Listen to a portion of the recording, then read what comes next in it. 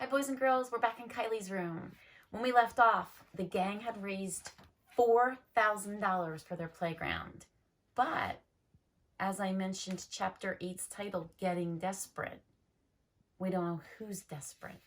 Here we go. $4,000 seemed like a lot of money to me, but it wasn't enough.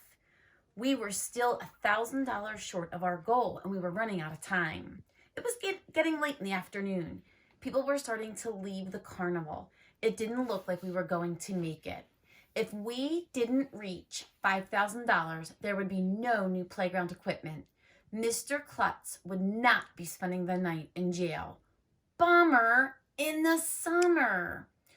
Don't go home, people, Ms.Sue shouted into her bullhorn.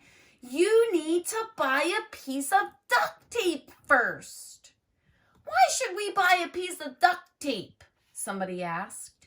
So we can duct tape Mr. Klutz to the wall, Ms.Sue replied. Huh? What? Asked Mr. Klutz. Ms.Sue grabbed her old duct tape and announced that for $1, anyone could buy a piece and use it to tape Mr. Klutz to the wall. That sounds like fun, said Ryan. Let's do it, said Michael. I always wanted to tape Mr. Klutz to a wall, said Neil, the nude kid. Okay, I guess, said Mr. Klutz. Duct taping the principal to a wall sounded like a weird idea to me, but a whole bunch of people lined up to buy a piece of duct tape. One by one, they put their tape on Mr. Klutz and attached him to the wall of the school. Soon, he was almost completely covered with duct tape. All you could see were Mr. Klutz's mouth and his bald head popping out over the top. He couldn't move. It looked like a turtle was taped to the wall. I had to admit, it was pretty hilarious. Now throw Nerf balls at him, shouted Ms.Sue. 50 cents per throw.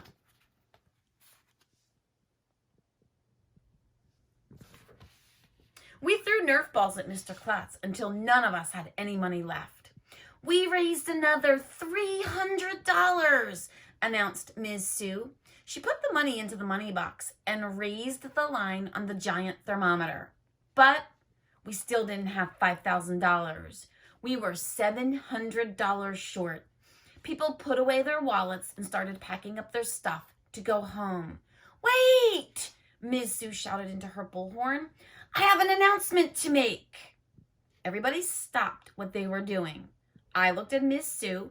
Alexia looked at Ms.Sue. Mr. Klutz, who had been duct taped to the wall, looked at Ms.Sue. Everybody was looking at Ms.Sue. You could hear a pin drop. Well, not really, because nobody brought any pins with them. Ms.Sue reached into her purse and pulled out her checkbook. I'm writing a personal check for $700, she said. What? Said Mr. Klutz. You are going to donate your own money? No, Ms.Sue replied. The money will come out of my daughter Alexia's college fund. What? Gasp. Everybody gasped. Mom, yelled Alexia. Ms.Sue wrote out a check and went to give it to Mr. Klutz, who was still duct taped to the wall. Don't do it, Mom, shouted Alexia. I want to go to college someday. I really don't think it's a good idea for you to raid Alexia's college fund, said Mr. Klutz. The new playground equipment will be enjoyed by hundreds of students, said Ms.Sue. The college fund was only for one. But she's your daughter, shouted Mr. Klutz. College isn't for everybody, said Ms.Sue. Your mom is weird, I whispered to Alexia. I told you she goes overboard, Alexia whispered back.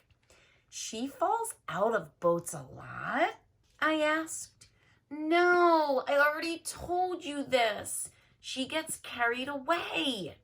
Ms.Sue wanted to put the check in Mr. Klutz's pocket, but he was covered with duct tape. So she tried to stick it in his mouth.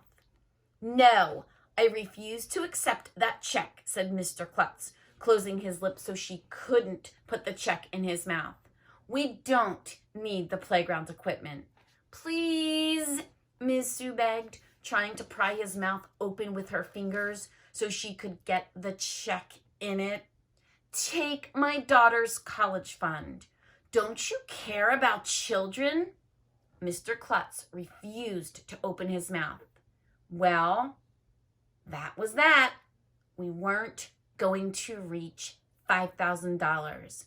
That meant no playground equipment, no night in jail for Mr. Klutz. Sadness. Finally, Ms.Sue gave up trying to stick the check in Mr. Klutz's mouth. She ripped it into little pieces.